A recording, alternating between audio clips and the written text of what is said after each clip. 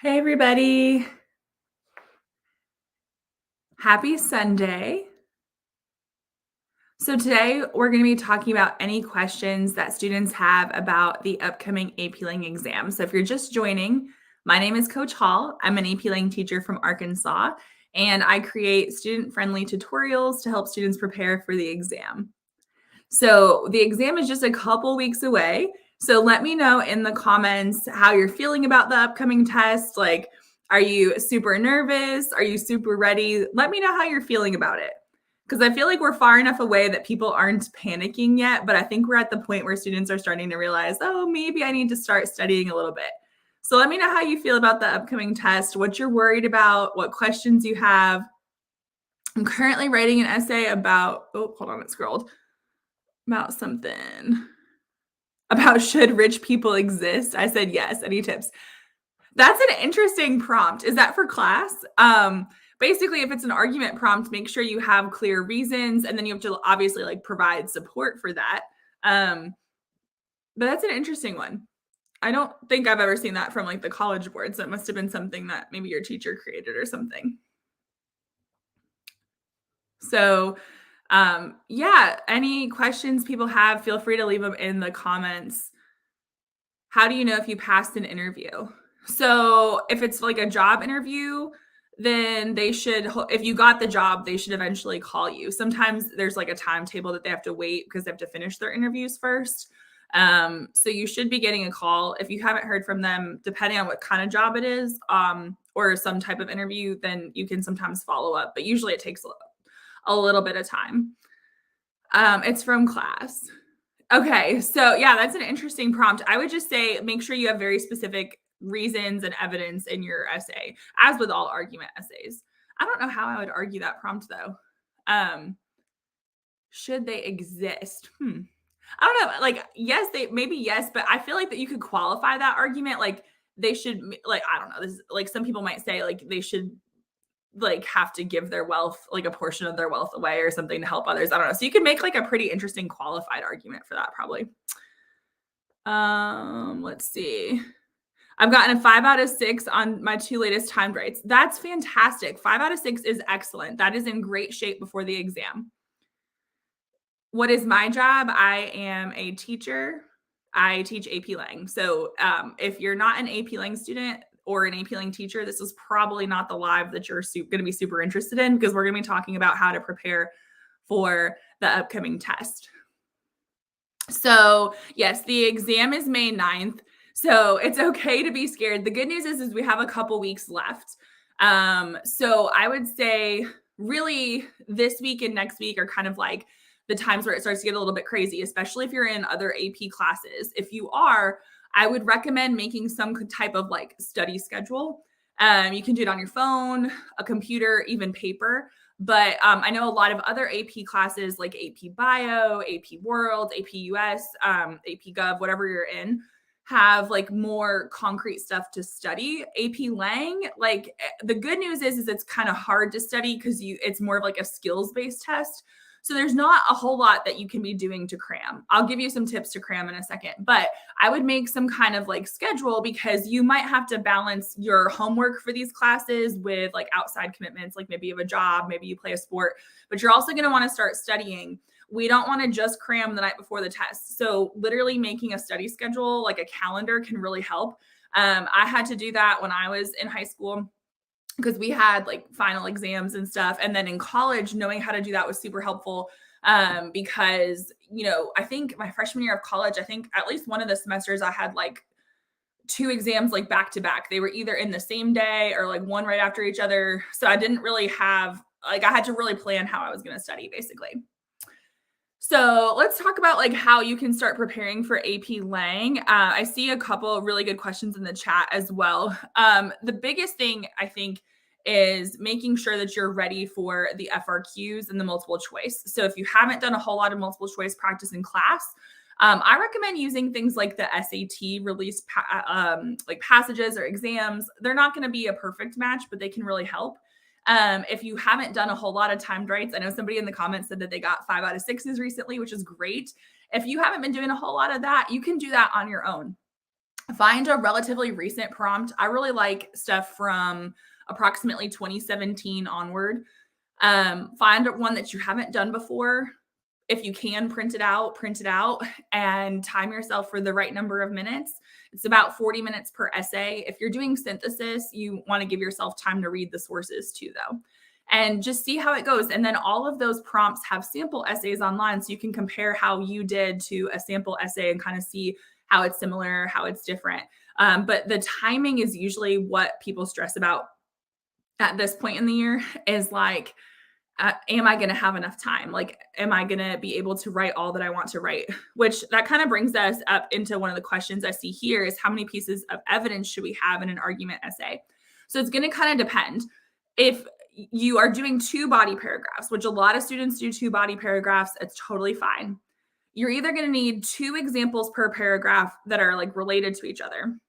And then you'll have like basically layers like evidence, commentary.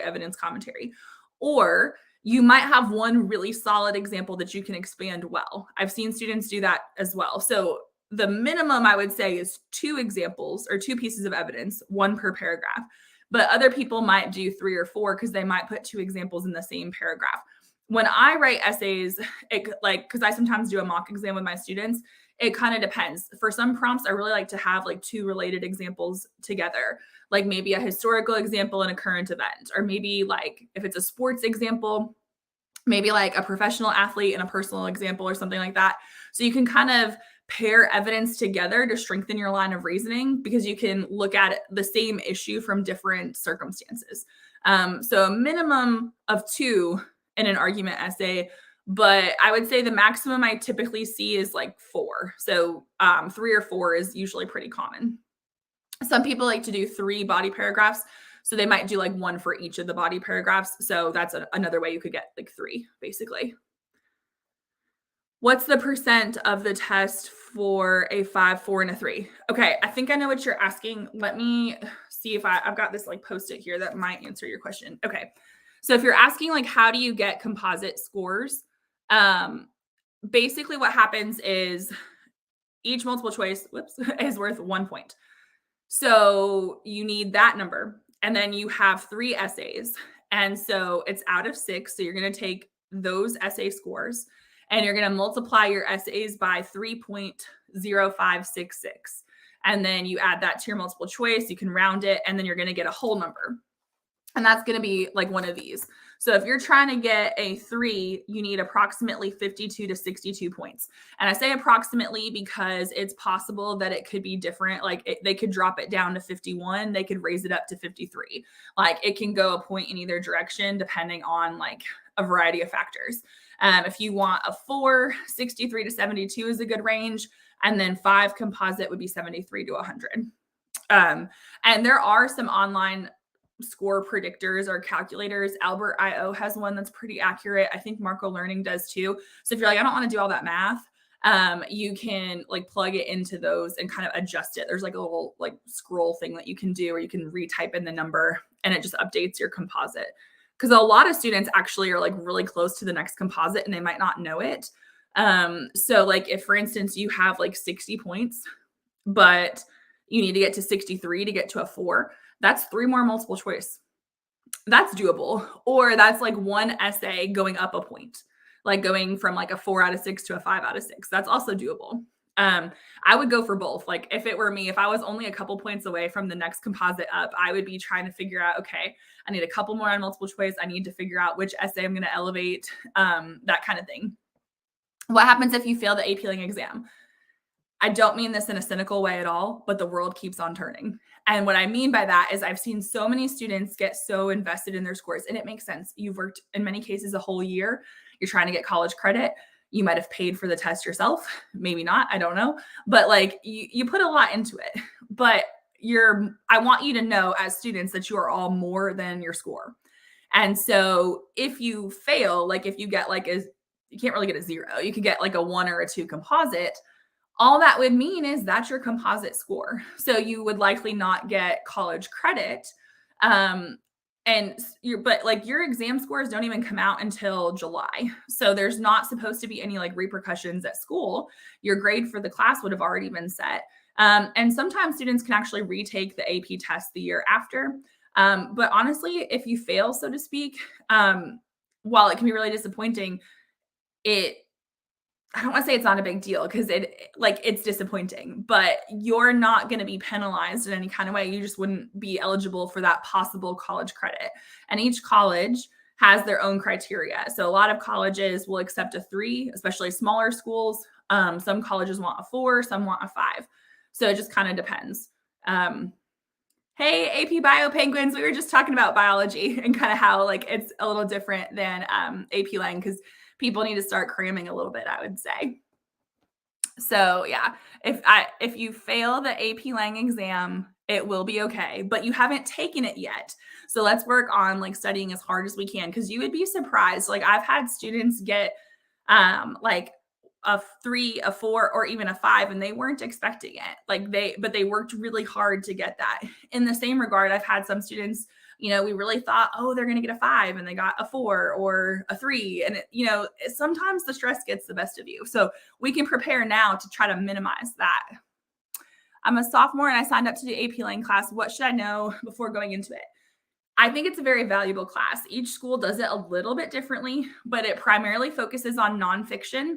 So this can be beneficial, especially if you don't intend to be an English major. If you want to go into computer science, biology, law, any of those things, you're going to need to know how to research and write well. And you do that in AP Lang class.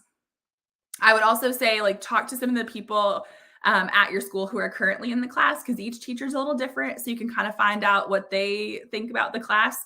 But don't put too much stock in other people's opinions because sometimes it's just their opinion. It might be their version of the story, so to speak. So there's not really anything that you need to be doing as a sophomore to prepare other than in your current English class. If you're writing, definitely take your teacher's feedback and apply any stylistic corrections you're given. But AP Lang is a relatively easy class to just kind of take, if you will. It's also one of the more popular AP classes. Thank you so much for the likes. All right, let's see. I know I missed a couple comments here, so I'm going to try to scroll back and make sure that I got some.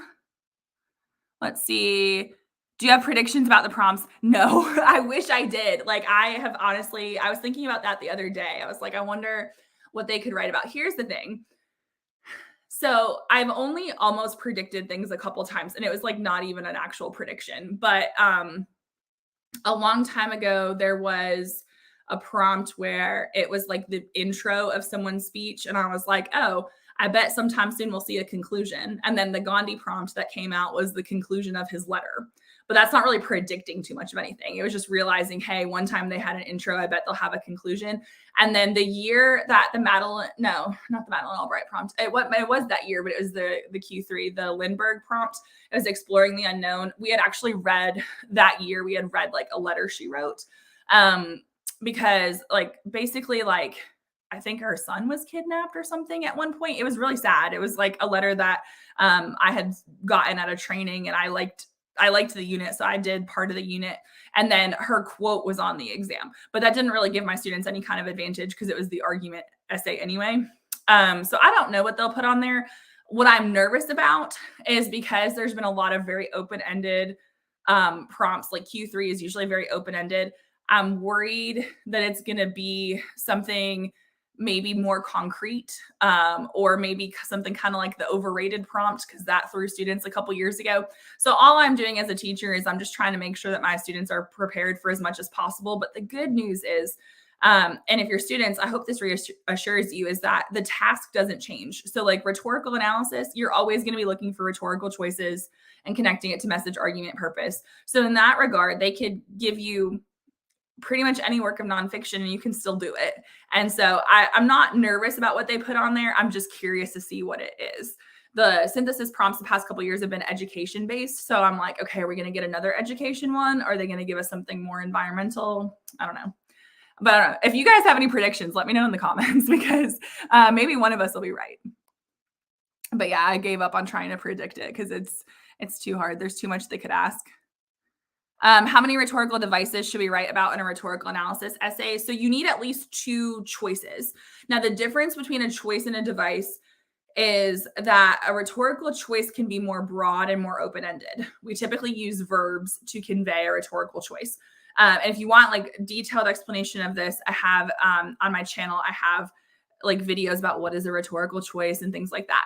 But a rhetorical choice is what they're doing. So you need multiple choices in your essay. So each body paragraph has to have its own choice or main idea.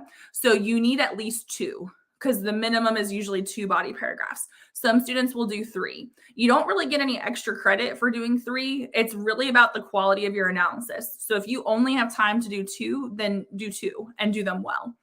And so in case someone asks like later on, what are some common ones to look for if you're looking for devices? Some of the ones that we see most frequently, word choice is in everything, and therefore tone is in everything. We sometimes see comparison, repetition, an anecdote, which is like a little story or examples.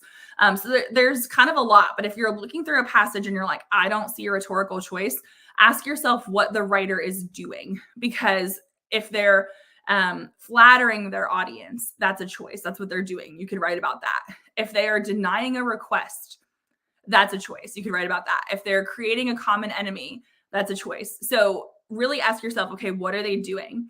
Also, logos, ethos, pathos, because I saw a comment about logos earlier. Those are appeals. Now, choices create appeals. I have a video about this as well that I think might be very helpful to some people. So if you literally just Google like Coach Hall writes rhetorical appeals, the video should come up, and I think have a blog post about it too. So choices create appeals. So if you notice that something's logical, instead of saying the writer uses logos or the writer appeals to logic, which would be better than saying uses logos, ask yourself how you know, like, what was it that made it logical? Is it the facts or statistics that they gave? Because if so, instead of saying uses logos, just say the writer provides statistics about whatever. And then this creates a logical appeal, or the author logically asserts that. So you could throw in the word logically, and then it's telling the person reading your paper, hey, there's logos here, without you actually saying logos. For pathos, which is like an emotional appeal, some people say pathos. We usually see that through the word choice in like detail and imagery, maybe. Sometimes examples can be emotional. Like sometimes they're purposely choosing examples that are going to elicit an emotion. Thank you for the likes on TikTok. So if you see that, it's really important that you specify which emotion, because if you just say uses pathos, that tells us absolutely nothing. So we need to clarify, is it fear? Is it nostalgia, which is like kind of reminiscing on the past, kind of like, oh, the good old days? Is it patriotism? A lot of speeches that are like from like a president or somebody have a patriotic appeal to it. Is it pity or empathy? So remember, empathy is when you have felt it too, like you've gone through it too. Oh, thank you for the rose. And then sympathy is if you haven't been through it, but like you still feel badly for the person. So sympathy and empathy are emotions. So really ask yourself, like, if you see an emotional appeal, specify which emotion. Because if you just say uses pathos, it's probably not going to score well, because it's going to come across as super vague. But also figure out how they're making this emotional appeal, and then ask yourself, why are they appealing to this emotion? Like, because when people appeal to patriotism, there's usually a reason why. Was there a tragic event that just happened? Is it related to an upcoming election? So why are they appealing to a certain emotion? Let's see. What do you do if you forget the different types of rhetorical strategies and diction for rhetorical analysis? Yeah, so that's kind of what helps with the rhetorical choices, is just ask yourself, like, what are they doing? You do not need fancy words for it. It used to be that for rhetorical analysis, people would put in all these different devices. And honestly, I have a master's degree in creative writing, and I would read essays sometimes where I'm like, I don't even know what this device is. Like, I got through however many years of an English education and I never needed to know it. And I'm not saying that to brag on myself, and I'm not saying that to be cynical either, but it really doesn't matter to me if the writer uses antidiploses. Like, tell me what they're doing, right? So I joke with my students sometimes, like, if it sounds like a dinosaur or a medical term, it's probably not supposed to be in your essay. And what I mean by that is there's lots of names for these devices, but we don't want to go on a scavenger hunt for them.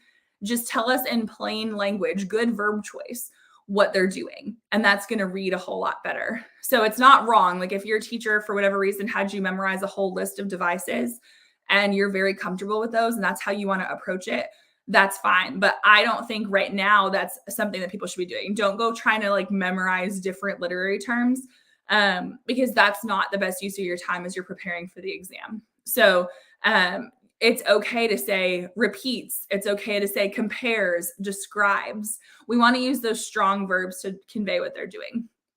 But yeah, if you get really stuck and you're like, I don't know what to analyze, just ask yourself, what are they doing? And that can really help. Let's see. Whoops. I'm trying to answer some of these questions here.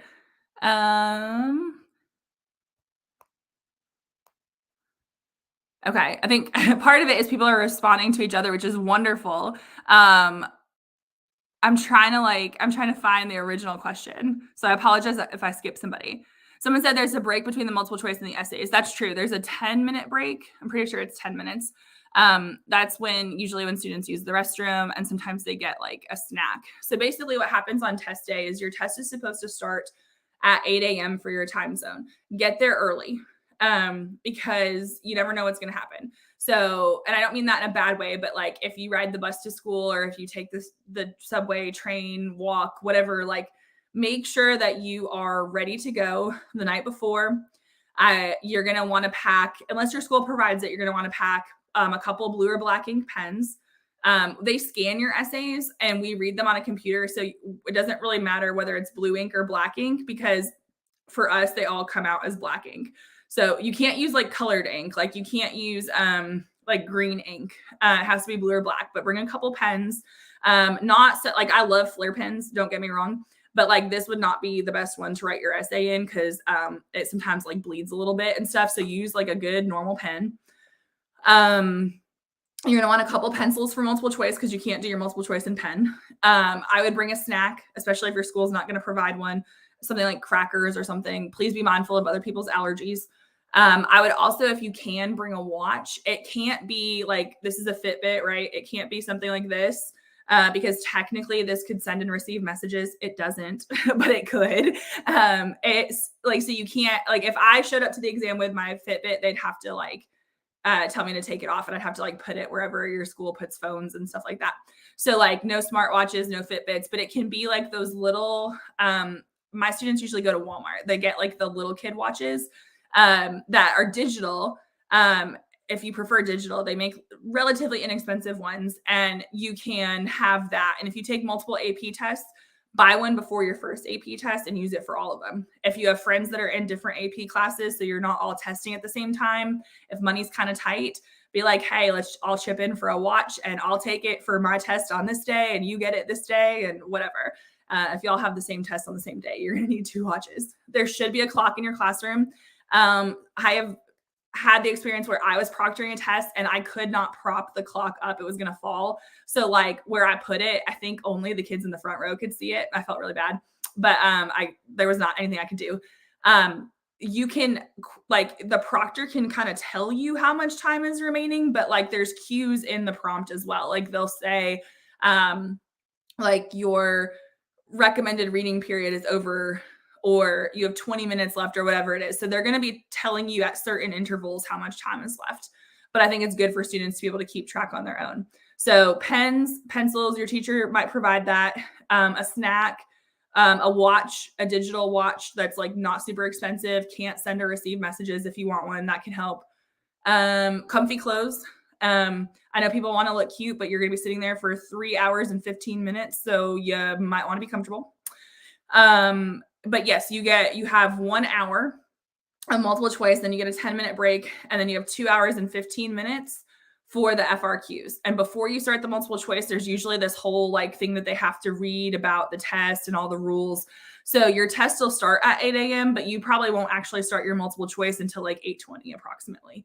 Just because sometimes it takes a while to read all the instructions. And if you take multiple AP tests, you will hear the same, like the same type of instructions a bunch. Still listen to them anyway. Let's see.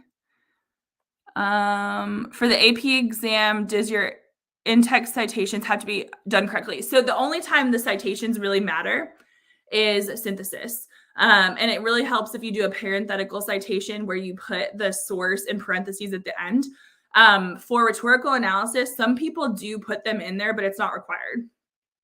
An argument, there isn't anything to cite, so you don't need that. So some teachers might in class make you cite for rhetorical analysis, but you don't actually have to do that. It's only required for synthesis. So please make sure for synthesis that you have 3 distinct sources. But yeah, it's just easier if you use a parenthetical citation for synthesis. Let's see.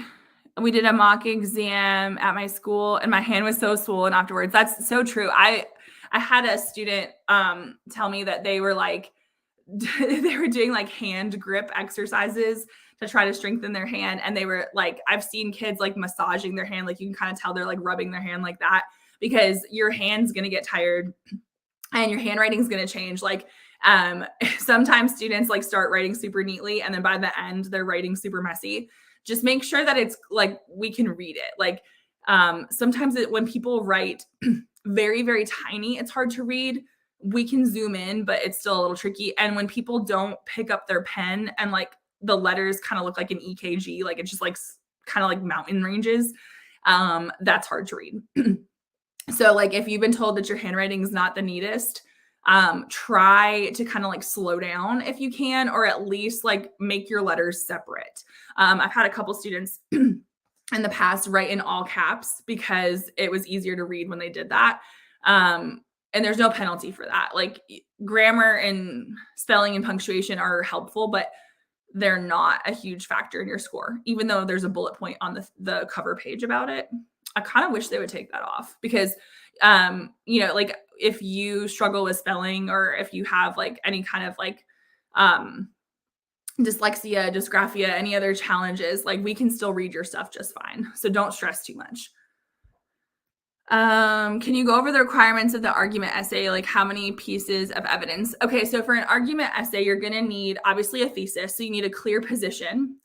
And then most people do 2 body paragraphs. You could do 3. So each body paragraph needs at least 1 piece of evidence. If you're going to develop it really well, 1 is probably sufficient. However, a lot of people like to do 2 because they like to pair stuff together to kind of strengthen their line of reasoning. So either 2 or 3 body paragraphs. A conclusion is not necessary. It can be nice, but it's not necessary. And then you don't actually need to address the counter argument. It can help your essay. So if you think it's going to help your essay, then please do so if you have time. But otherwise, I've read plenty of essays that got wonderful scores and they did not address the counter argument, either because they didn't intend to or because they just didn't have time to. I think a lot of teachers, we teach it because like we do want you to know how to do it. But like it's a good life skill to know. It's a good writing skill, but like please don't force a counterclaim and rebuttal if that's not the best use of your time. I dislocated my wrist weightlifting. Oh no, it won't heal in time for the exam, so I don't know what to do. Okay, talk to your AP teacher, and if your school has an AP coordinator, there's probably not much that they can do at this point, but what they might, I don't know, they might see if you could do like a makeup test at a later date. Because I think it's too late to have any accommodations added. So I don't know if you already have talked to your teacher or your AP coordinator, but you might be able to qualify for the late test. I don't know the date of it. It's usually like a week after. That might be an option. A week might not change the health of your wrist, in which case I would take it when it is, just like with your peers and stuff. Man, I wish I had better advice. I don't know that writing with your opposite hand, your non-dominant hand, is going to help either. Wow. I'm so sorry. I'm so sorry. Let's see. Does AP Lang do time checks like for AP stats? They're supposed to. Not every proctor like reads the prompt the way like the way it's supposed to be, I guess. But like, yeah, there's supposed to be time checks.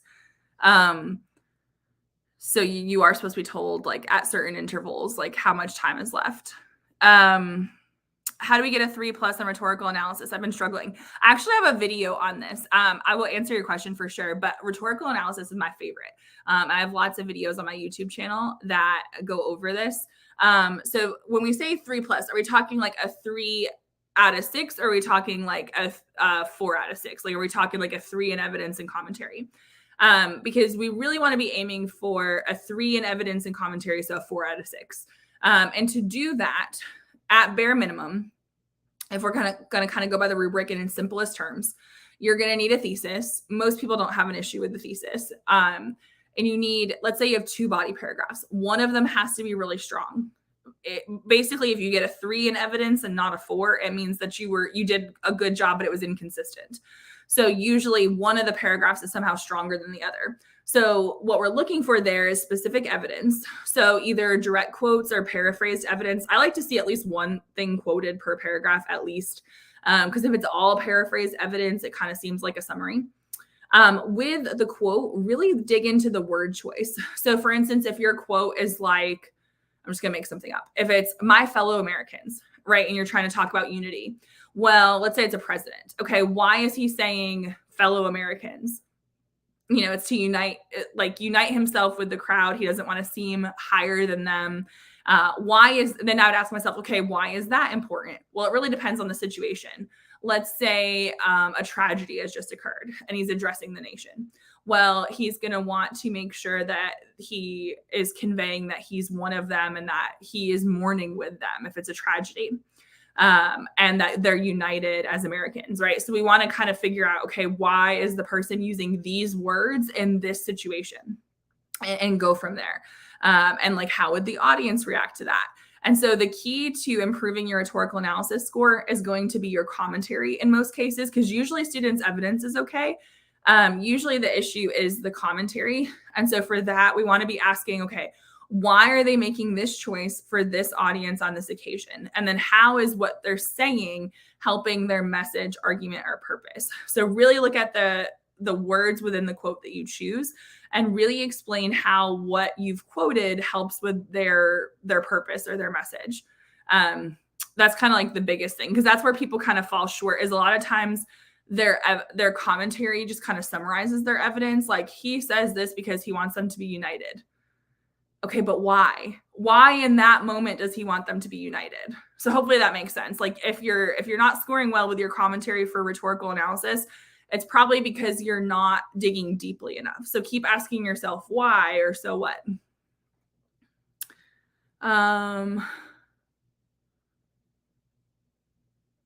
Yeah, the APUSH, sorry, I was just reading it. And the APUSH DBQ is really similar to AP Lang synthesis. There are some differences. Like, in APUSH, I think you need to use all the sources and stuff. And like, context means something a little bit different in their discipline. But yeah, there are similarities for sure.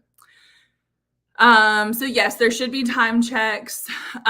You are supposed to get, for like the multiple choice, they should give you a couple different time checks. But you might want access to a watch or something, like not a smartwatch, just a regular watch. Because you might want to know more frequently, like what pace you're at, because let's say they tell you at like 10 minutes left, but you might want to know 5 minutes left. So I would definitely recommend, if possible, getting your own watch. Let's see. Are some schools doing the test digitally? Yes. It's basically like the school gets to choose. So most schools are still doing it on paper, but some schools are doing it digitally. But the test is going to be like the same format, and it'll be like equitable, if that makes sense. Like, the one thing I would say is, if you're taking the digital test for multiple choice, the one thing that I worry about is the amount of clicking that you're probably going to have to do, because on a paper test, you could just easily flip back to, let's say you skip question 25 and you want to go back to it. You could just flip to that, and you should be able to relatively quickly click on that on a digital test. But my students took the ACT, digitally this year. They've done it digitally for the past few years for our state test. And one of the things that a student told me she struggled with is she had time was running out and she wanted to just like what would be on paper just bubble in her letters. Like you just pick a letter and you go. It's called straight line bubbling. Well, she couldn't do it that exact way on digital because she'd have to click on the question, click on the letter, click on next. And she said like it really slowed her down. So, in thinking about that, assuming that a similar problem might arise on the AP digital test, I would say it might be beneficial to just kind of guess and move on. That way, you know, every question's answered and hopefully you can bookmark stuff. But I would hate for a student to be trying to bubble in like their last few answers and be having to click a bunch and then like time run out. So just kind of be mindful of that if you are taking the digital exam. I don't feel like the typing of the essays is going to be the issue. The thing that would stress me out, and the reason why we chose not to do digital because we were given the choice, is the multiple choice. Like I just want to make sure that kids are actually able to navigate well. How many years have you been teaching AP Lang, and do you teach other AP classes? So I have been teaching, this is my 9th year of teaching, almost all that time, like at least 8 years of it has been teaching like pre-AP and honors. And then a couple years after that, I started teaching AP as well. So I currently teach, we don't call it pre-AP anymore, but I teach honors, AP, and a concurrent credit class. So like our college credit. So I teach 3 different levels. And then I tutor. So shameless plug, but if you go to the information in my profile, I offer very affordable tutoring. We have group classes and one-on-one classes. If people are interested, you're more than welcome to look at that.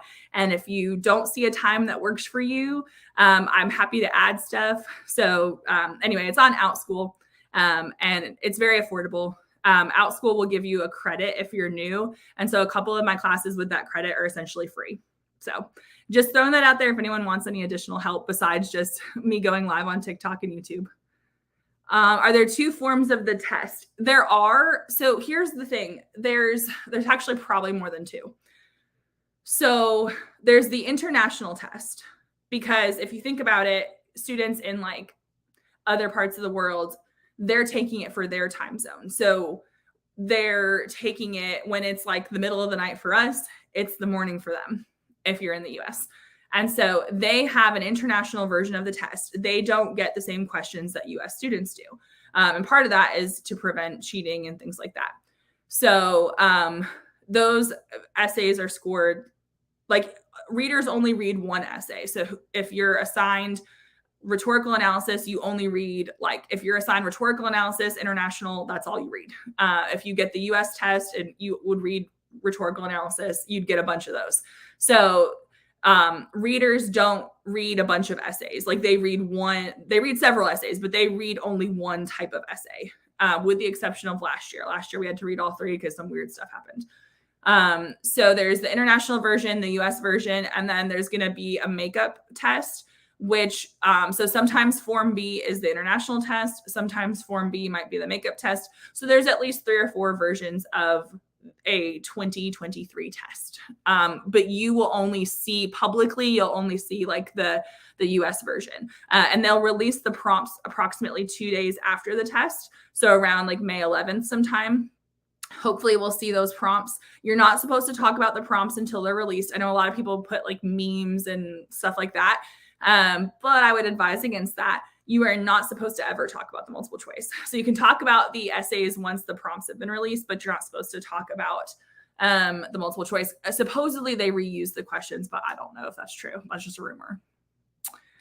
How do we approach questions that ask about the style of a passage? Do you mean for like the reading multiple choice? Because I think that sounds like more of like a multiple choice thing that they would ask. If that's the case, usually think about things like the word choice and tone, maybe. It's kind of hard without actually seeing a specific question.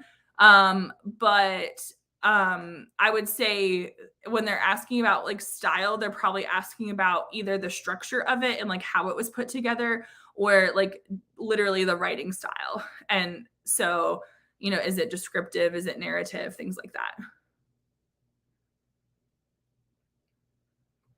Awesome. Thank you for the likes on TikTok, by the way.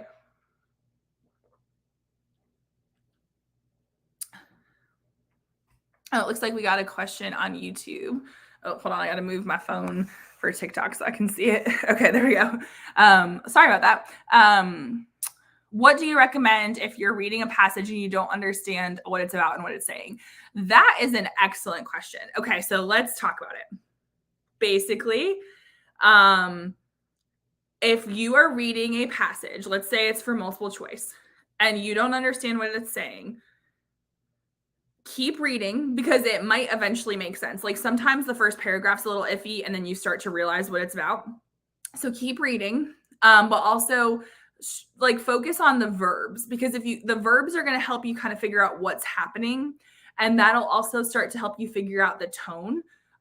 So I would focus on the verbs and I would keep going. I would also maybe pause more frequently, especially if it's an older passage and it's kind of confusing. I would maybe pause after every couple sentences and just kind of say, okay, wait a minute, what was that about? But that's the first thing, is identify the topic. So if you have zero clue how to understand the passage, ask yourself, what is the topic or the subject? What are they talking about? And then kind of look at, okay, what's the tone? And that kind of thing. Most of the passages are pretty manageable, so I don't think you're going to get totally stuck. But I wouldn't get hung up on like a certain word. Like if you encounter a word choice thing that you don't know, like if you're reading and you're like, I don't know what this word means, unless there's a vocab question about it, just keep going. Don't get hung up on those kinds of things. Okay, I got a 4 last year only because my AP Lang teacher gave us tips with word choice. Okay. Yeah, word choice is important just because like for the multiple choice, there's certain words that you're likely to see. So like, for instance, you're likely to see the verb underscores at some point. I'm not saying that's the right answer, but underscores means to emphasize. You're likely to see certain tone words as well. So it's important to have like a general vocabulary specific to like AP Lang words, but there's not a huge list that you need to know. Are there annotation tools on the digital exam? I've heard yes. Unfortunately, because I'm not giving the digital version, I don't get to see it. It's called Blue Book. But supposedly, yes, you can kind of like highlight or something. But I don't know exactly what that looks like because my students don't have access to it since we're not doing the digital. But apparently there's like a practice test that teachers can give, but it's like more for you to learn the system. So like, I don't think you actually get the answers to your questions. Like, I don't think you get to be told if it was like right or not, which is kind of annoying. But they do that for a lot of standardized tests though. So I would say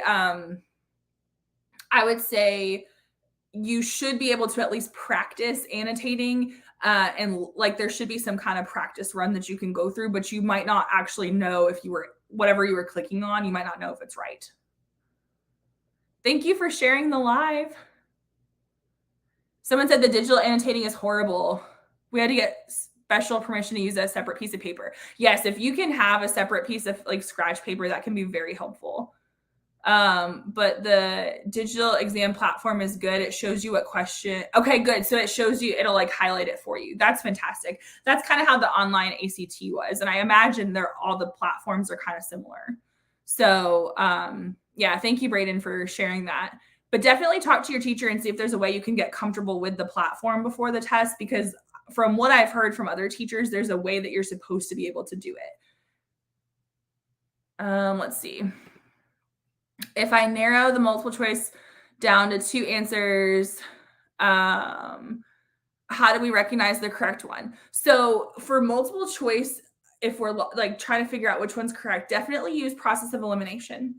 And then make sure that the answer that you're choosing precisely answers the question being asked, because sometimes a single word can make an answer choice wrong. So really make sure that the question that you are supposed to be answering, like make sure that the answer choice actually answers that question. And I know that sounds really obvious, but sometimes the answer choice that might be tempting to choose might be about a different part of the passage. Like if it says in paragraph 2, and the answer choice you want is really from like paragraph 3, then maybe that's not your answer. Or maybe it says the word patronizing and that's the wrong tone, but everything else sounds good. Well, if that's the wrong tone, it's the wrong answer.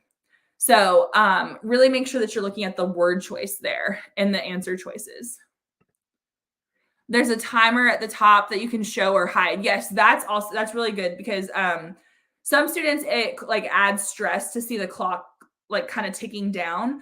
But for other students, it's really helpful for them to be able to just kind of look up and check. And so like the good news for those of you taking the digital test is that there is the timer on your computer. Whereas when I was saying before about like the watch and stuff, that's more for like people with the paper test. How do we make a good line of reasoning for rhetorical analysis? Analyze chronologically. So don't go on this scavenger hunt for rhetorical choices. Analyze chronologically. So the speaker begins by doing this, they continue by doing this, they conclude by doing this, like, and this being a rhetorical choice.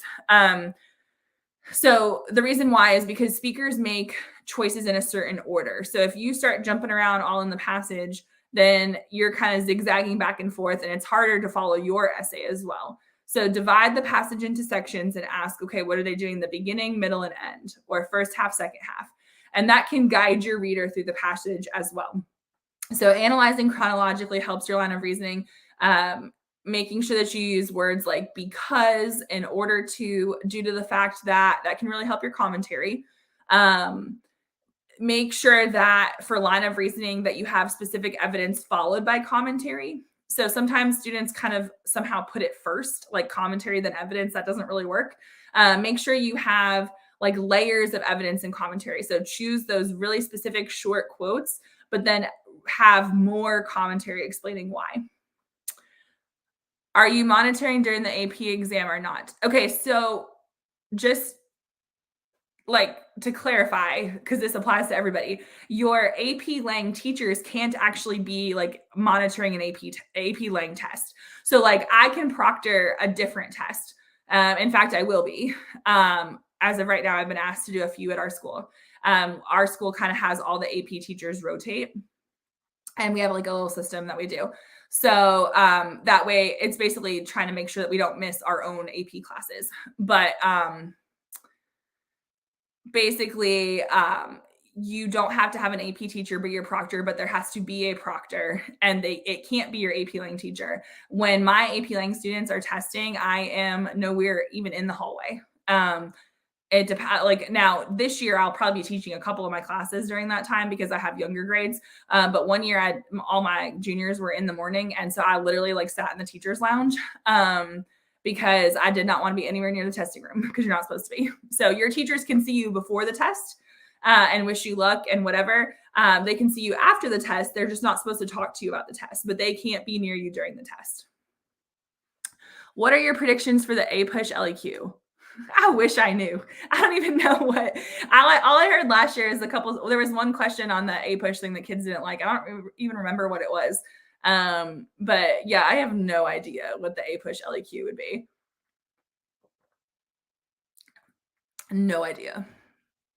It depends. Like if I were making the test, there's probably a lot of topics that people are super familiar with. So I might be tempted to choose something that's like not super obvious. I don't know. But I don't make the APUSH test for a very good reason. How do we improve our multiple choice skills for the AP Lang? So for the AP Lang test, I would ask yourself first, are you better at the reading multiple choice or the writing? Because if you are better at the writing ones, those are the ones at the end where you're kind of like editing. Some students like run out of time for those. So I actually have students who will turn straight to those passages and answer those first because they're pretty accurate with them. And they know that that's going to boost their score. Like they know that if there's like 21 writing questions and they can get like 18 of them right, that's 18 points right there. So play to your strengths. If you are struggling with the reading multiple choice, definitely use process of elimination. You can practice right now. There are some resources that you can use in AP Classroom if your teacher has assigned them. If not, a lot of my tutoring students, we use SAT practice tests because there's not too much that's publicly available for AP Lang. There are other textbooks and like test prep companies, but I don't always love some of their questions. I don't think they're always super accurate. or like aligned with the test. So I actually have my students who are looking for extra and they need something that they can do like that's free, that's not on AP Classroom. We use SAT practice questions. Not all of them match up, but there are several that do. They also don't have 5 answer choices, but it's still good practice. So if you're looking for SAT stuff, make sure that you are using nonfiction passages and you don't necessarily need to answer questions about graphs because you're not going to be asked about that. And then there's some questions on the SAT where it's like, what's the best evidence for this? You probably don't need to answer those questions unless you're actually studying for the SAT. But studying for AP Lang multiple choice with the SAT can be helpful as well. But I did just create a video. I think it's the most recent longer video on my channel because I've been doing some YouTube shorts. If you go to my channel and you type in like AP Lang MCQ, or you just go to my most recent videos, I have a longer updated video about AP Lang multiple choice. And I would love it if you would check that out because I think it will give you a lot of little tips because I kind of go from the reading to the writing and tell you some of my best tips in there. And it might be a little bit easier to understand it in that format. I do have some older multiple choice videos as well. Let's see. So we answered that one. It looks like people are talking about like previous exams, which can be helpful. I do very well on the multiple choice, 40s and 45 on the MCQ. Okay, so 40 out of 45 is very, very good. And 6s on argument. Okay. But rhetorical analysis and synthesis, I don't get above a 3. Okay. So first of all, it sounds like you're well on range for a good composite anyway. I would say for rhetorical analysis, if you're getting a 3 out of 6, it means that your body paragraphs, your analysis is probably too simplistic. So if we could just get you to dig deeper with one of your paragraphs, you could easily elevate that 3 out of 6 to a 4 out of 6.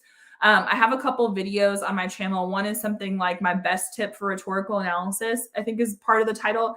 That video I think would be super helpful because in that video, we talk about how to go from like a 3 out of 6 to a 4 out of 6. And essentially how you do it is by a few different things.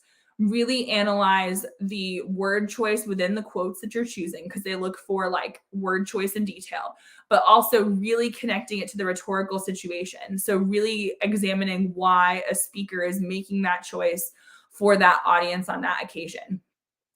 Because a lot of times what happens is when students are really simplistic and they just kind of say like, he does this for unity or something like that, then that's not going to that's going to lead to those like 3 out of 6 scores because you've got commentary.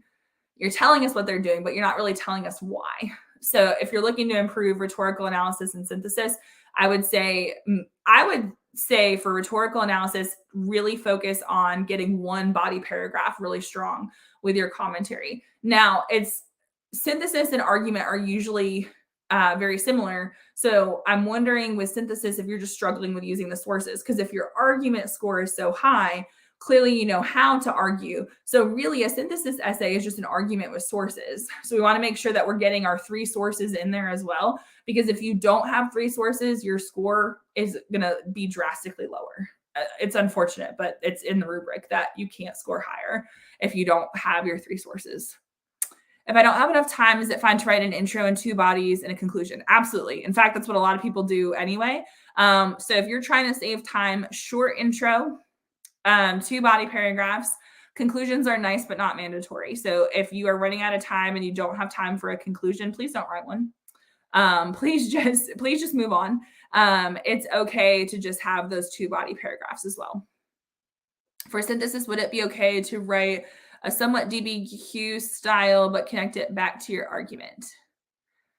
I don't want to mislead you with this, so I don't want to say yes and be wrong because I am not 100% familiar with what a DBQ style is. Like I've done DBQs years ago, but I know that history teachers have different expectations sometimes than AP Lang teachers do. So like there are similarities, but in our school, like my students know, hey, for Coach Hall, we write it this way. And then for our history teacher, we write it this way.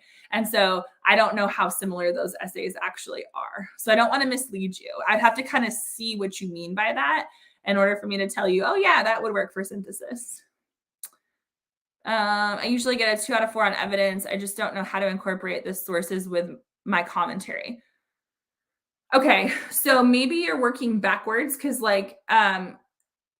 we want to have an argument, right? And then we want, for synthesis, we want the sources to support our argument, and then we need commentary about what we've cited. So maybe you're trying to fit the sources into your commentary, but it sounds like it's not working. So we need to make sure that our commentary is about our sources. So instead of trying to fit the sources to fit what you want it to say, we might need to have you think of it the opposite. Like this is the claim I want to make. Here's the sources. Now here's what I'm going to say about them. I think in my commentary before looking at the evidence, that's probably your biggest issue right there. Because sometimes, and I was taught to teach it this way initially, is we were told, okay, like have students come up with their thesis before they even read the sources. And I did that one year with the space exploration prompt. And I was like, all right, let's brainstorm. We had all these ideas, great ideas. And then we wrote a thesis, and then my students looked at the sources and they were like, hey, none of these actually fit our thesis. What do we do? And I was like, well, we abandon ship and we start over. And I have not made my students do it that way again. Cause like I was a relatively new AP Lang teacher at the time, and they told us like, this is how you should do it at the training that I went to. Now what I have my students do is I have them kind of make a tentative thesis. Like, hey, based on the two different sides of this argument, where do you think you're going to lean toward? But then they look at the sources, and then from there we decide, okay, what is our thesis? What are our main ideas? And then which evidence proves those main ideas. So it sounds like you're working backwards, and that might be why you're struggling so much. Scores are released. They're usually released after the 4th of July. Like it's around July 5th to 8th, I believe. Around that time. Yeah, because AP readers score in June. So there's like 2 different weeks. It depends. Like AP Lit is usually the week before AP Lang. They kind of do it in the order that you take the test, if that makes sense. So like I'm pretty sure the AP Lit readers go to where they're going. And then like the week after AP Lang readers go to where they're going. We go to Tampa. I'm excited because it's nice and warm there. However, we're in a building all day reading papers, but it's fun. And so, yes, we are grading AP Lang from approximately June 9th to June 16th or so, give or take. So you won't get your scores until July. But for the person asking about like trying to like improve their rhetorical analysis and synthesis stuff, if you want help from me, please check out the links in my profile. It sounds like you are doing great with your multiple choice and great with argument. And I don't know, I'm hoping my tips on live are helpful to you. And I also have several YouTube videos that might be helpful. But I do offer like 20-minute, 40-minute sessions of tutoring if you just want to like go through an essay. And with me, I'd be happy to help you with that. That goes for anybody. Like the info's in my profile for OutSchool. If you are interested in like a group class or tutoring or something, I have that. A-push readers get to read in their homes. Yeah, AP Lang readers can. You had to kind of decide if you wanted to go on site or at home. So there's a contingent that does both. I wanted to go to Tampa because I wanted the vacation. But yeah, some people read at their house. Do you need a conclusion to get full credit or a high score?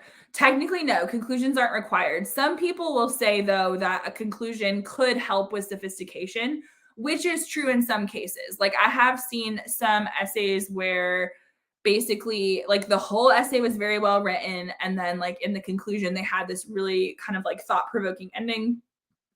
And it was like, okay, yeah, they've been consistent enough for sophistication.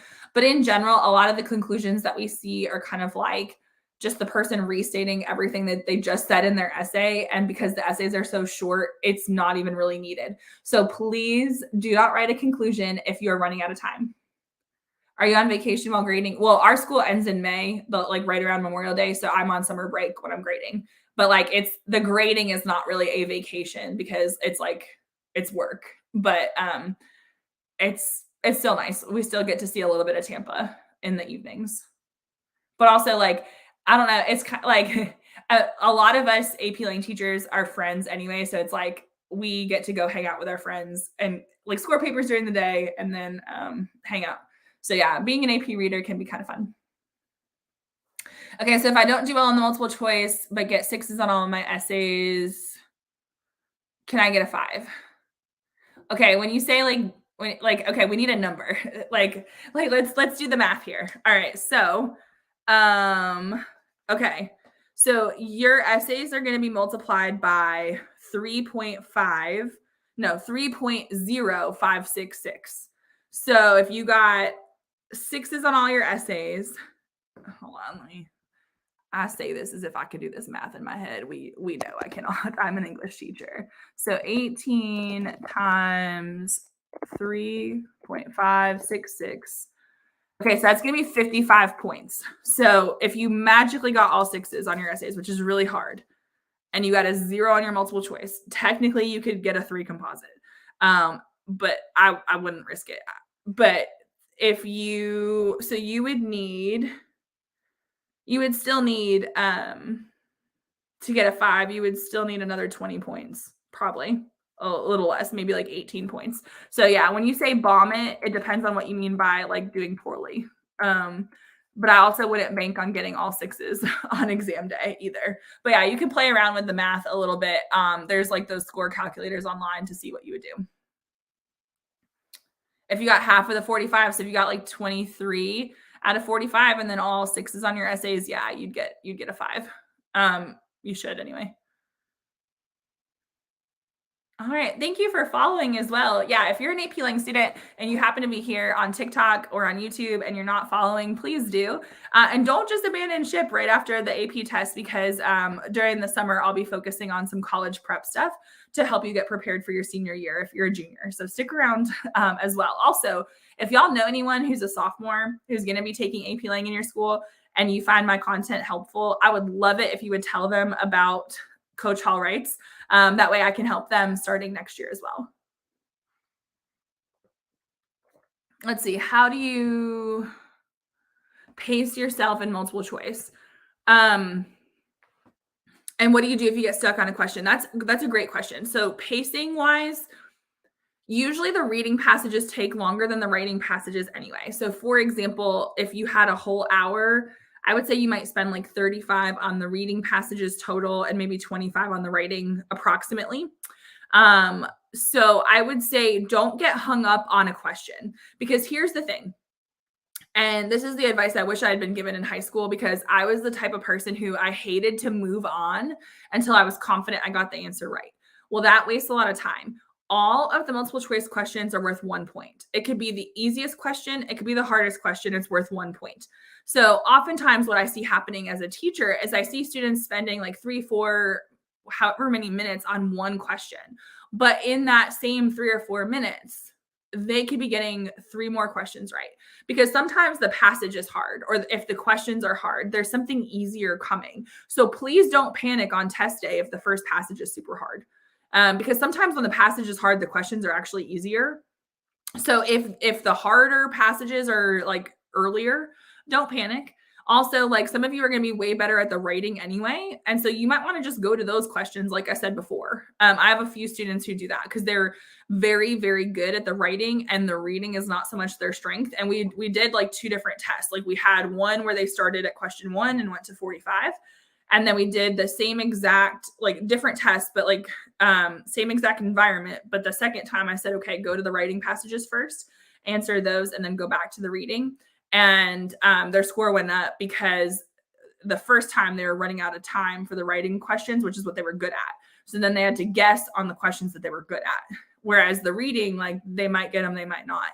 So play to your strengths in that regard, but don't panic on test day if the first passage is hard.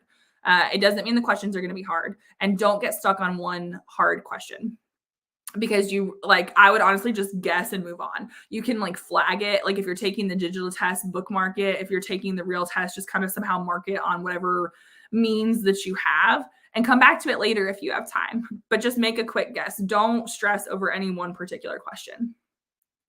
But yeah, that's a great question. Thank you for asking that. Let's see. Any tips for sophistication? So it depends on which essay. I think for rhetorical analysis, the The way I see students earning it the most frequently, because it is still rare, but the way I see it happening the most is like understanding that broader context. And I do have a video about that. I do have a video about a couple recent videos about sophistication. The way that I see it happening least is the vivid and descriptive style. I just feel like people don't earn it for that as much. But if you're trying to improve your style, definitely focus on adding in adjectives and adverbs because that makes your writing more precise. And also learn advanced punctuation.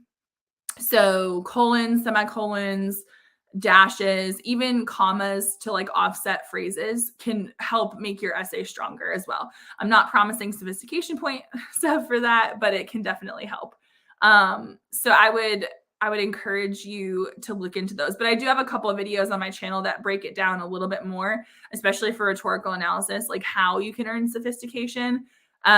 But I would say the goal for most students should really be the evidence and commentary row. A lot of my students, even when we go over like how to go for sophistication, even if they don't get the point, a lot of times like what they do helps their commentary. So in that regard, it can be helpful to know what to do, but it doesn't mean you're going to get the point. But a lot of times it can actually help your commentary.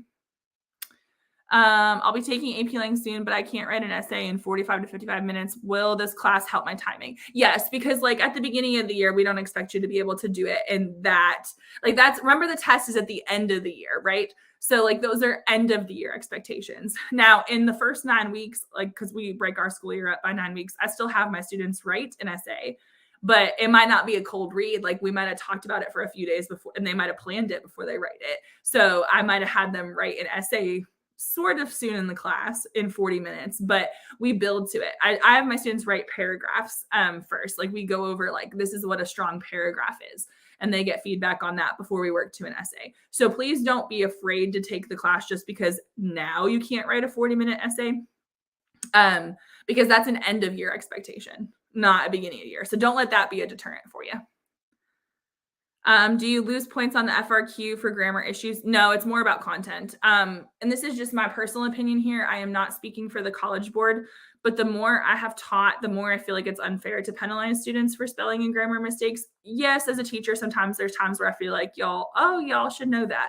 But I've had so many students with either dyslexia, dysgraphia, or other, like they're like an English language learner, other reasons. And like, if I can figure out what you're saying and you spell the word wrong, it's not the end of the world because I'm human. I have a YouTube channel. I'm an English teacher and I still have typos. Sometimes it's autocorrect that hates me. Sometimes it's just, I stared at the word and I thought it said this and it was the wrong word. So like, it is so much more important to focus on the content and like, then the ideas, or so not the ideas, the spelling. So the College Board supports that too, but just, I feel like they do put a little line in there about grammar and stuff, but like, we're not looking at your grammar. It helps us if you write with correct spelling and grammar, but as long as we can read it, you're good. Because it would really, truly be unfair to take points off for that, I think, in some cases. And we don't know who the students are, so we just look at the quality of your ideas. For synthesis, do you need a counter?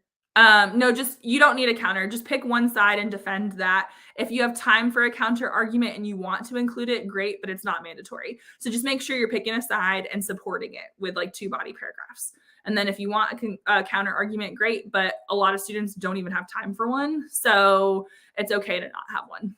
Are Lang and Lit similar? The format is very similar. Lit is poetry, short fiction, and novels, and Lang is nonfiction, but like the format and the rubrics are very similar. Let's see. We got a question over here on YouTube. How do you write a good intro? For the rhetorical one, do you kind of state what's in the prompt? Yes, because you want to clarify the rhetorical situation.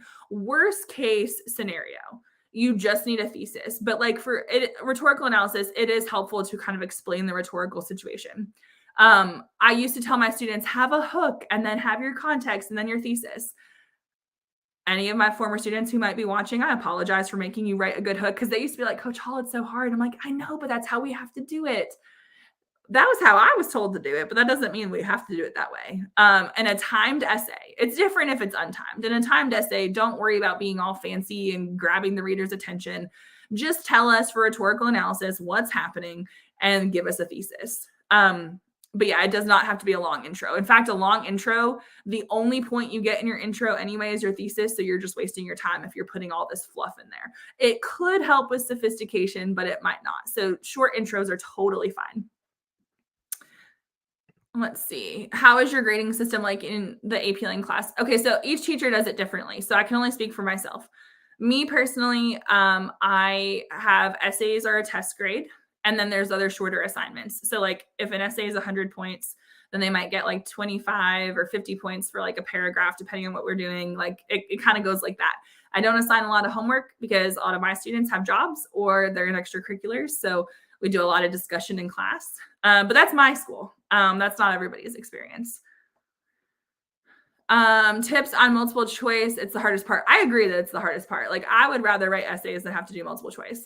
And it's not even that I don't like the multiple choice. It's just the passages are kind of boring. I don't know, just me. So it depends on if we're talking about reading or writing. For reading, don't get hung up on something if you don't know a word. Because unless it's like one of the words that is a question you have to answer, just keep going. I would suggest for the reading, I haven't said this yet on today's live, but I know I've said it before. It can be helpful to read the questions first. I know this approach does not work for everybody, but honestly, I wish that I had figured that out sooner because I was the type of person who would like read the passage, then I'd start working through the questions, and then I'd be like, oh, wait, where was that in the passage? Or like, oh, I missed that. And then it would take me longer. Whereas once I figured out that I could read the questions first, it helped me read with a purpose. And so like I tried this with my students. My sophomores are taking their state test this week, like this upcoming week. And so there was like a passage that they were doing and the question was about coffee. It was like, why did so and so not invite this person in for coffee? Well, because we read that question first when we were reading the passage, when it came to that part, we're like, oh, okay, there's the answer. And they were able to answer that question super quickly. But if we had just read the passage and not known we were supposed to be focusing on coffee, that was such a tiny detail that we would have had to go back and be like, oh, where was that one line about coffee? So if you haven't tried that yet, maybe try reading the questions first for the reading ones. And you could do this with like an ACT or an SAT passage to practice and see if you like it better. But anyway, I have a video on my channel, a very recent video from a couple weeks ago that has all of my AP Lang multiple choice tips. And so I would love it if you would go check that out. If you type in like Coach Hall writes AP Lang MCQ, it should come up. I have some older videos as well, but I wanted to do an updated one. And so I give lots of tips in that video that I think might benefit you as students. Let's see. For the reading, do you suggest blocking off specific line numbers or just reading the whole line and passage first? Okay, so I tell my students to try to bracket stuff off because for a lot of them it helps. Granted, if that's not the process that works for you, do what works for you. Because I tell my students like, hey, we're gonna try it this way, and then it's kind of like a la carte, meaning like whatever you like about my approach, do it for you. If not, then change it, if that makes sense. Because like, so I kind of teach my students like a bunch of different techniques and then they pick what they like. And some of my students have said in the past that when you bracket off a question, like let's say it says in lines 4 to 7. So they would put a little bracket around lines 4 to 7. Let's say it's question 2. They might put like a number 2. They said that like when they were super anxious, that really helped because they like, even though it's not hard to find lines 4 to 7, sometimes when you're stressed, you just like, you panic. And so they said that the bracketing off helped, but I've had other students be like, I can find it. It's fine. So I would say customize that part to what you think you need. But marking up your test in that way can be helpful. I tend to do more. Like I tend to do all the things. But I don't think everybody needs to. Let's see. I know I've missed a few comments here. Need you as my AP Lang teacher for real. Well, thank you. Hopefully I can help you through TikTok. I will be going live more frequently. I wish I could tell when, but it's not like it's a surprise. I know Sundays are a day, and then I'm going to try like this week and next week as the exam approaches to go live. It might be quicker lives, but I'm happy to answer questions. Also make sure you're following either on YouTube, because I'm doing YouTube shorts, or I'm trying to. They're kind of like TikToks. So we'll see. I don't know if people even watch YouTube shorts. Like y'all can tell me, like, is YouTube shorts worth it? Does anyone actually watch those? But I have longer content on YouTube, and I've been trying to do at least 1 or 2 TikToks a day. And so if you think of a question and you're like, man, I wish I had asked her about that. I don't know when she's going live again. I don't want to wait till Sunday. Then just like comment on one of my videos, especially a recent one. And usually I can try to like record or reply and answer it. Because if you all have a question, I'm sure somebody else would benefit from the answer of it as well. So feel free to ask whatever questions you have. And then, like I said, I do offer tutoring services through a platform called OutSchool. If you're new to OutSchool, you get a $20 credit. I have $20 classes, so they're free to you if you're new for your first class. So if you need info about that, check my profile. But I don't want to like be promoting all that kind of stuff. Like I don't want to be saying too much about it, but I'm happy to help in that regard as well. Tips on the writing multiple choice. This is a question from YouTube. I would say the thing about the writing multiple choice is knowing transition words can help. So for instance, they have like the basic ones like therefore and stuff, but I've seen a few where I was like, I don't know if all students know this. So like moreover, you've probably seen it, but if I had you define moreover, you might not be able to define it, and that's okay. Moreover means the same thing as furthermore. So just kind of file that away. Another one that I've seen a couple times was like subsequently. And I've had students be like, I think I know what that means. It means like afterward. And then consequently, which is like kind of like because of this. So knowing those transition words can help. I would say it's important to really just kind of read what the question is asking for, because sometimes they'll say something like the writer wants to add this sentence. Should they do so? Yes or no? So like we only want to add sentences if they're on topic and the sentence is helpful. So if it's not related to the main idea, or if it's like some topic that it's loosely related, but there's it would just be like dropping it in there and it would be interrupting some really good thoughts, then we don't want to add it. But if it's helpful, then yes, we would. And same for like deleting. We only want to get rid of it if it's like off topic or impeding the flow. So there's going to be, because there's 5 answer choices, there's going to be like either 3 yes, 2 no, or 2 yes, 3 no. So I would say it's usually easier to ask yourself, should they add this sentence, yes or no? And then why, before you look at the answer choices. Because usually when I have students do that, whatever they tell me, it matches up to an answer choice. And then they could already eliminate some of the answers. So they answer it more quickly. So that would be something for the writing multiple choice. I'm trying to think of other writing multiple choice tips. A lot of it is kind of like just being like really logical. And I don't know, I like the writing multiple choice questions. But I do have some tips in that AP Lang MCQ video that I mentioned as well. Do I need examples of that specific rhetorical device for a body paragraph, or is one example per paragraph enough? I tend to like to see multiple pieces of evidence. Maybe it's just my preference, but I feel like when there's only one piece of evidence, it feels less convincing. So I like to see a couple. Now you could break the same big quote up and have like, I'm going to quote this part here and this part here, and therefore you have 2 pieces of evidence kind of thing. But I feel like when there's only one example for rhetorical analysis, like one tiny quote, it feels like maybe we could have said more. Let's see. Do you think the time feels limited during the MCQ, or do students end up having extra time? That's a great question. It really depends. I have several students that take the entire hour.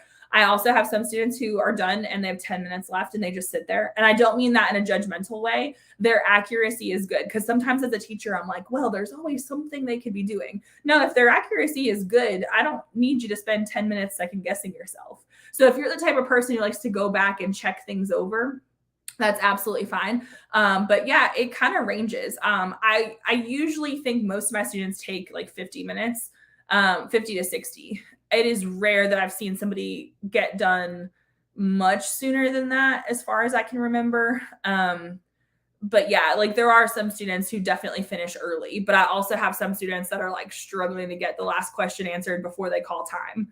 So it just kind of depends. I feel like a lot of the older Lang passages are harder than more recent ones. I agree. I think they're trying to make things I don't want to say they're trying to make things easier, but there's some changes that they made in the wording of things that I think are beneficial. So I prefer the more recent prompts as well. I don't like some of the old ones. I like the new ones. So I agree with you. Some of the older passages, if you're studying on your own, I would not use super old ones. I like from 2017 onward approximately. Oh, some of the transition words that I mentioned were moreover, which means furthermore. And then the other one that comes up sometimes is subsequently. And that one means like afterward or like, like next. Those are just two that have stood out to me as like, oh, I don't know if students would know what those mean. But then like they have other ones that I think most people know. So they have like however, and therefore. So you don't have to stress about those. But like for instance, if you know that they're trying to create like it's some kind of comparison, right? Then we might need a word like similarly. So if your answer choice is for example, well, that's probably not going to be, because that's showing an example of it. It's not comparing. So you can, if you know what these words mean, you can cross out 2 or 3 answer choices pretty easily, because usually for all the AP Lang multiple choice, because they have to have 5 answer choices, a couple of them are kind of throwaway answers anyway. So if you're ever really stuck, please use process of elimination. Just kind of look at the first one and be like, is this true? Like, does this fit? If the answer is no, cross it out and move on. So yeah. All right. Ooh, it is my time for my time zone. It's almost 3:30. So I think I'm going to kind of wrap up here because I've been on for over an hour. But thank you so much for your questions. Again, if you are watching on TikTok and you have a follow-up question, feel free to comment on a video with your question. I'd be happy to try to answer it. I will be going live throughout the next couple weeks, not just on Sundays. So make sure you're following, that way you get notified. And if you're interested in like tutoring or anything, check out the info in my profile. And also, like, if you need specific help on certain topics, check out my YouTube channel because I have lots of videos there that I think might help as well. Yes, thank you for the likes. I really, really appreciate that. All right. Well, if there's any final questions, I'll stick around for just a second. Otherwise, I hope everyone has a great rest of your weekend.